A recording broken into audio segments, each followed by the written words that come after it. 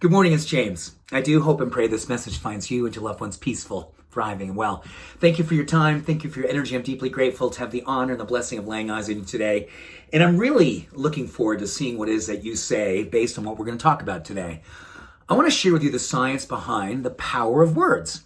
And I think many of us probably have learned over our different levels of evolution, becoming more spiritually open, connecting to your heart's knowing, and therefore, don't you find the more that you're connected to your heart, really feeling the wisdom that wants to come through you, don't you find more and more that you've really changed a lot of your languaging? I hope you find each and every day that the aspirational words, the open words, the loving words, the encouraging words come to you more effortlessly. And the way in which you have maybe used words against yourself earlier in your life, or maybe even today, you're more mindful when they come out and you're able to catch them quicker and then hopefully lovingly challenge them and soften them. Because the research that's been coming out over the last couple years, interesting enough, mostly coming out of Yale and Stanford, on what happens in our brain when we're using certain words. So I want to kind of walk you through four things that science is telling us, how I love to say that your words are like a wand. And I don't mean to make some magic or mystical wand thing, but it just works. The words and the wand. So this is when you use words, this is what is absolutely happening. It's not magic, it's direct in how it changes our brain. So the more that we are connected to language, the more we witness ourselves using good words, or the more that we're mindful when certain words, maybe they're habitual, maybe they're just things that we've heard when we grew up, when we were kids, from someone in our life right now, we're just more mindful and we challenge ourselves and say, you know what? That word does not work for me anymore. I'm going to choose some new words. So let's just start with things that I think many of us probably when we were younger, and I say many of us, this may be just my story, but I'm going to have a feeling that there's probably more than me. Being dyslexic and growing up undiagnosed and just having, it's wicked. I mean, there's my New England accent, wicked challenges with school, just focus, anything academic. I was a mess. And I started to retreat early, second, third grade when, I'll just tell you a quick story. I used to pray on the way to school that I would not be asked to stand up and read in front of the class. I used to pray that I would not be asked to stand up at the chalkboard and solve a math problem. I couldn't do either. I couldn't do either to save my life. And I started to use I can't and I won't. That was just normal for me. I can't do this, I won't do that. And I just rehearsed this throughout my childhood. Interesting enough, when we use those phrases, those words, I can't and I won't, it actually increases stress hormones, in particular cortisol.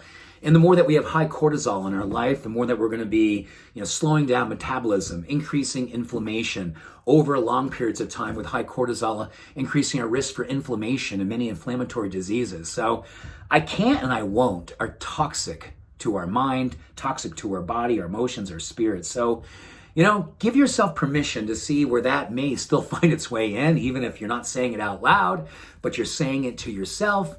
Give yourself permission to positively and lovingly challenge I can't and I won't.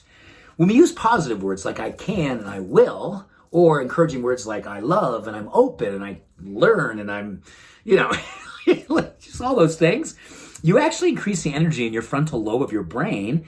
And when that happens, you're going to see creativity, leadership, openness, a sense of possibility, purpose. All kinds of amazing things are generated when you have energy going to that part of your brain. So it's great to use words out loud. And it's really interesting, right? They've done research on saying prayers out loud, having a mantra, a sacred utterance, any word that's positive and aspirational. Say it with zeal all day, all the time, and you're going to find this doing amazing things for you. Interesting enough, when we also use mantras and prayers and words out loud, we see healthy gene expression. So we're literally turning on the genes that are associated with vitality and strength and disease prevention and longevity. So genes are listening to our words and they become a wand for healthy gene expression. And lastly, interesting enough with positive words, the parietal lobe, a part of the parietal lobe in our brain is connected to self-empathy, self-compassion, and self-acceptance. I just love that one right there.